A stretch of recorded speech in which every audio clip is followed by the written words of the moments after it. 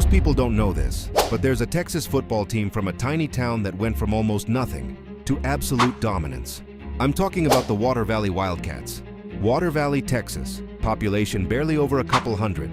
At one point, their football program actually shut down because they didn't have enough players. But when football came back, they didn't just return. They exploded. The Wildcats went on an unreal run, winning multiple state championships in six-man football and becoming one of the most feared teams in their division. We're talking high-scoring, fast-paced, no-mercy type games, where Water Valley would put up huge numbers and overwhelm teams.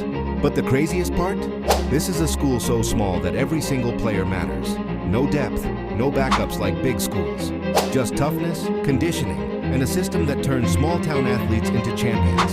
In a place where everybody knows everybody, Friday nights became something bigger than football. They became pride, identity, a comeback story. They became a powerhouse.